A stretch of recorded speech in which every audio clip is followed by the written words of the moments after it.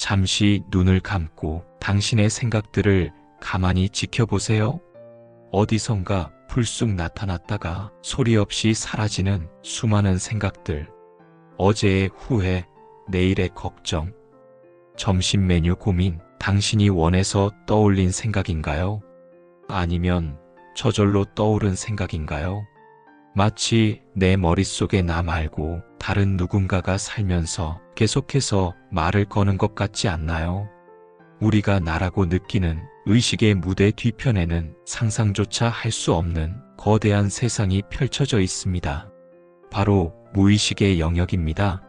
우리는 종종 뇌를 최고 의사결정권을 가진 CEO에 비유하곤 합니다. 하지만 이것은 엄청난 착각입니다. 만약 당신의 뇌 전체가 거대한 기업이라면 당신의 의식은 그저 CEO에게 올라오는 하루짜리 업무 요약 보고서에 불과합니다. 우리의 감각기관은 매 순간 주변 환경으로부터 약 1100만 비트의 정보를 받아들인다고 합니다. 눈을 통해 들어오는 빛, 귀를 통해 들어오는 소리, 피부를 통해 느껴지는 감촉 등 모든 정보를 합친 양입니다. 그런데 이 중에서 우리가 의식적으로 처리할 수 있는 정보의 양은 고작해야 50비트 정도에 불과합니다. 1100만 분의 50, 이것이 바로 당신이 인식하는 세상의 전부입니다. 나머지 99.999% 이상의 정보는 당신의 의식이 전혀 알아채지 못하는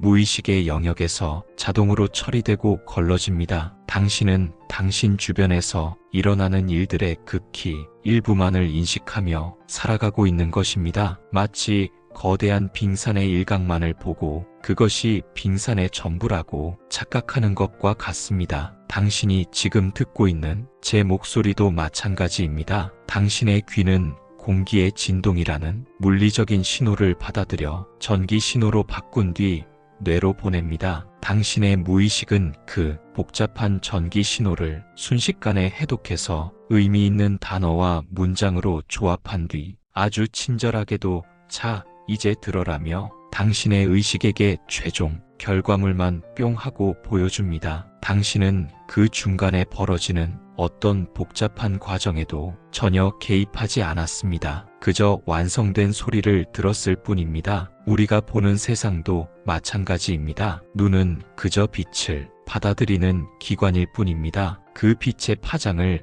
색깔로 변환하고 2차원의 망막 이미지를 3차원의 입체 공간으로 재구성하는 것은 모두 무의식의 영역에서 벌어지는 거대한 작업입니다. 이 그림자 속의 거인은 우리의 생존에 필수적입니다. 만약 우리가 모든 정보를 의식적으로 처리해야 한다면 우리는 아마 한 걸음도 떼지 못하고 압도되어 버릴 겁니다. 신호등의 빨간불을 보고 멈춰야 할지 말아야 할지 고민하는 동안 이미 사고가 나버리겠죠. 하지만 이 강력한 무의식은 때로 우리를 당황스럽게 만듭니다. 분명 처음 만나는 사람인데 왠지 모르게 강한 거부감이 들 때가 있습니다. 이성적으로는 아무런 이유가 없는데 말이죠. 이것은 아마도 당신의 무의식이 과거에 당신에게 상처를 줬던 누군가와 그 사람의 미세한 표정이나 말투가 비슷하다는 것을 순식간에 감지하고 위험 신호를 보냈기 때문일 수 있습니다. 당신의 의식은 그 이유를 전혀 알지 못한 채 그저 불쾌한 감정만을 느끼게 되는 것입니다. 우리가 흔히 말하는 직감이나 육감의 정체가 바로 이것일지도 모릅니다. 의식의 수면 아래에서 이루어진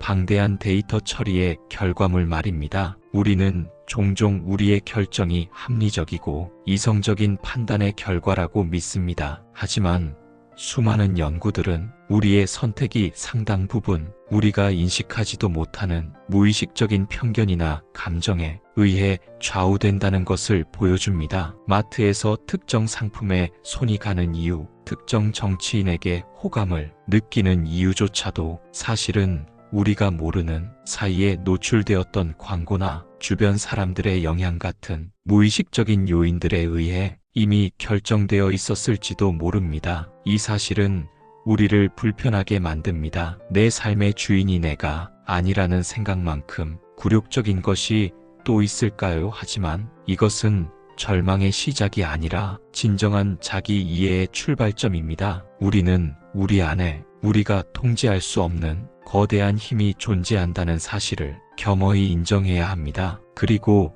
그 그림자 속 거인의 존재를 인식하고 그 신호에 귀를 기울일 때 우리는 비로소 우리 자신을 더 깊이 이해하고 더 현명한 선택을 내릴 수 있게 될 것입니다. 두 번째 이야기, 세상에서 가장 위대한 마술쇼, 주관적 경험의 탄생. 자, 이제 의식의 미스터리 중에서도 가장 깊고 어두운 심장부로 들어가 보겠습니다. 무의식이 처리한 정보가 어떻게 나의 경험으로 전환되는가 하는 문제입니다. 이것은 현대 과학이 마주한 가장 어려운 문제로 꼽힙니다. 그래서 어려운 문제라고 불리기도 합니다. 어떤 과학자들은 이것이 인간의 지성으로는 영원히 풀 수 없는 궁극의 미스터리라고 말하기도 합니다. 한번 상상해 보세요. 당신 앞에 잘 익은 빨간 사과가 하나 있습니다. 사과에서 반사된 특정 파장의 빛, 즉 광자가 당신의 망막에 도달합니다. 망막의 세포들은 이 광자 에너지를 전기 신호로 변환합니다. 이 전기 신호는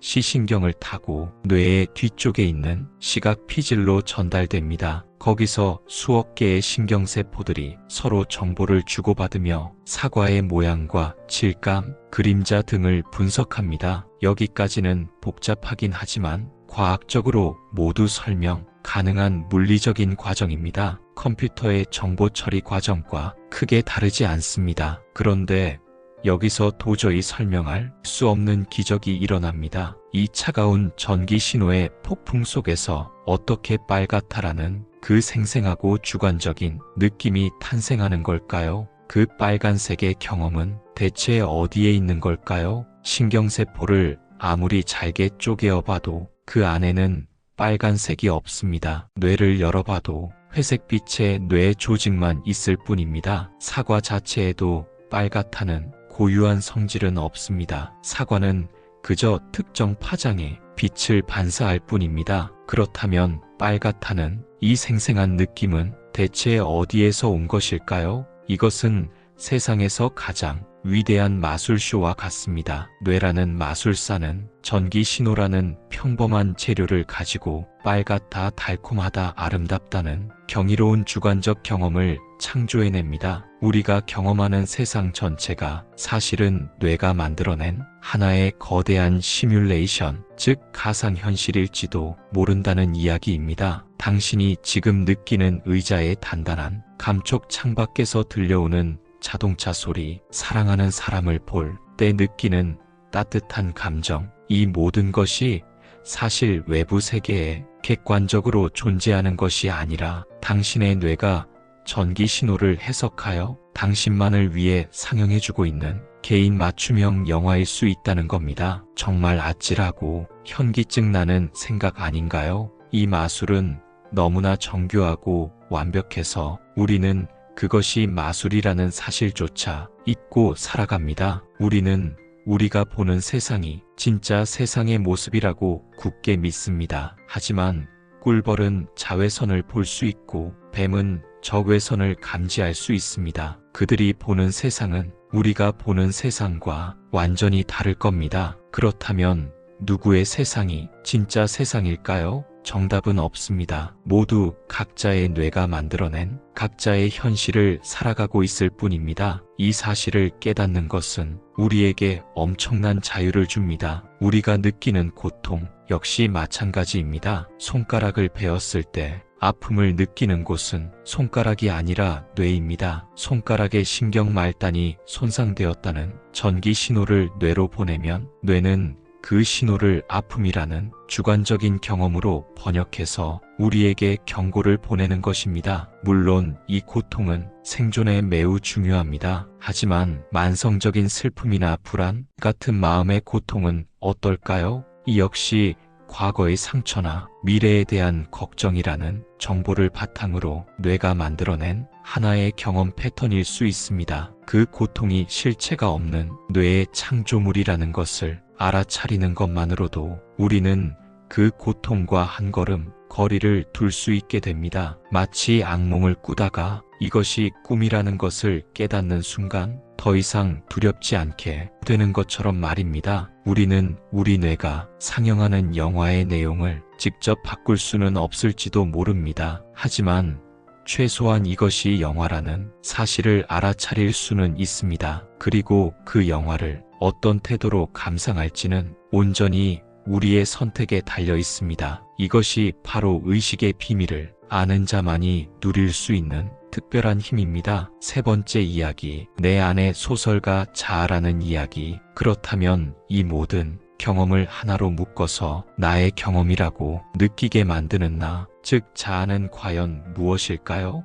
우리는 보통 태어나서 죽을 때까지 변치 않는 단일하고 연속적인 자아가 존재한다고 생각합니다. 어릴 적의 나와 지금의 나는 같은 나라고 믿습니다. 하지만 뇌과학의 발견들은 이 믿음마저도 뒤흔들어 놓습니다. 우리 뇌의 왼쪽 반구에는 아주 흥미로운 역할을 하는 부분이 있습니다. 과학자들은 이곳을 해석 장치라고 부릅니다. 이 해석 장치의 역할은 아주 간단합니다. 온갖 곳에서 들어오는 뒤죽박죽인 정보들을 가지고 어떻게든 말이 되는 하나의 일관된 이야기를 만들어내는 것입니다. 한마디로 우리 머릿속에 사는 소설가이자 변호사인 셈입니다. 이 해석 장치의 존재는 분리뇌 환자 연구를 통해 극적으로 드러났습니다. 이 환자들은 좌뇌와 우뇌를 연결하는 뇌량이 끊어져 있어 두 뇌가 서로 소통하지 못합니다. 한 실험에서 연구자들은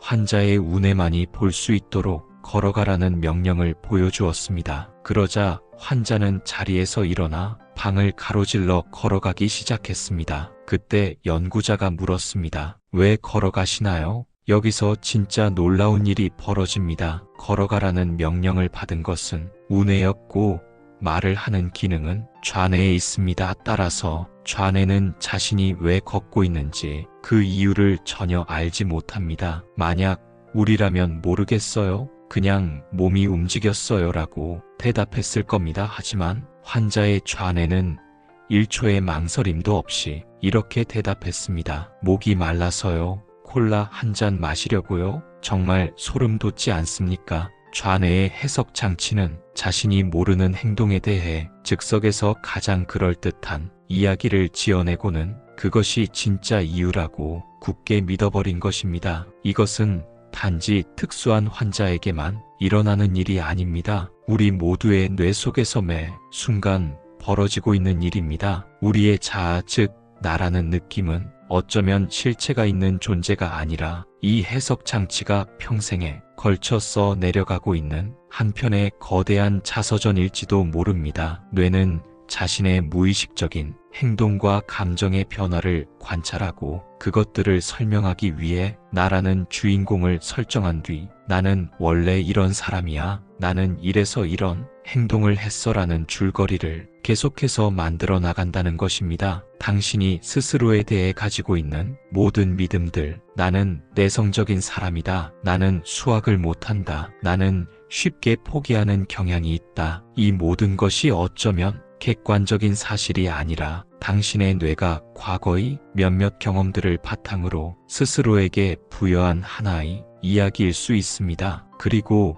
우리는 그 이야기가 진짜 나라고 믿으며 그 이야기의 틀 안에 자신을 가두고 살아갑니다. 이것은 정말이지 충격적인 동시에 해방을 주는 깨달음입니다. 만약 나라는 것이 고정된 실체가 아니라 계속해서 쓰여지는 이야기라면 우리는 얼마든지 그 이야기의 다음 챕터를 새롭게 써 내려갈 수 있다는 뜻이기 때문입니다. 과거의 실패 이야기에 얽매여 살아갈 필요가 없습니다. 그것은 그저 지나간 챕터일 뿐입니다. 당신은 새로운 경험과 선택을 통해 나는 도전을 즐기는 사람이다. 나는 꾸준히 성장하는 사람이다라는 새로운 문장을 써 내려갈 수 있습니다. 우리는 우리 자신의 소설가이자 역사가입니다. 어떤 이야기를 선택하고 어떤 의미를 부여할 것인지는 온전히 우리의 손에 달려 있습니다. 나는 발견되는 것이 아니라 창조되는 것입니다. 당신이 당신 자신이라고 믿는 그 이야기는 진짜 당신인가요? 아니면 그저 당신의 뇌가 들려주는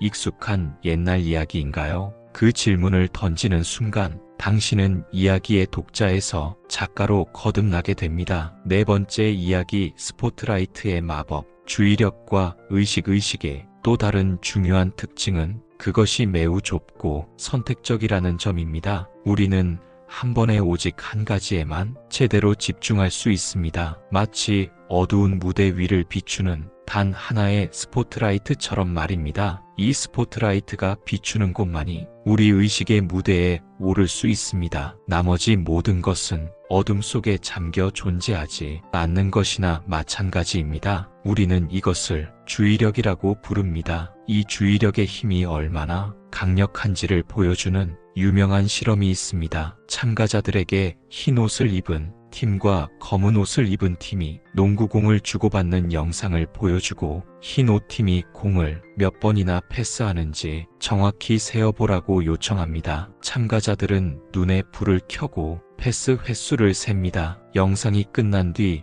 연구자가 묻습니다. 혹시 영상 중간에 고릴라가 걸어가는 것을 보셨나요? 대부분의 참가자들은 황당하다는 표정을 짓습니다. 고릴라요, 말도 안 돼요. 하지만 영상을 다시 돌려보면 정말로 고릴라 옷을 입은 사람이 무대 중앙으로 유유히 걸어나와 가슴을 몇 번 두드리고는 사라지는 장면이 나옵니다. 너무나 명백해서 도저히 놓칠 수 없을 것 같은 장면입니다. 하지만 참가자들의 절반 이상이 이 고릴라의 존재를 전혀 알아채지 못했습니다. 왜 그랬을까요? 그들의 주의력이라는 스포트라이트가 오직 흰 옷 팀과 농구공에만 고정되어 있었기 때문입니다. 그 스포트라이트 밖에 있던 고릴라는 그들의 현실 속에 존재하지 않았던 것입니다. 이것이 우리에게 시사하는 바는 무엇일까요? 우리의 현실은 객관적인 세상이 아니라 우리의 주의력이 선택하고 창조한 세상이라는 것입니다. 당신이 무엇에 주의를 기울이느냐가 당신이 경험하는 세상의 모든 것을 결정합니다. 만약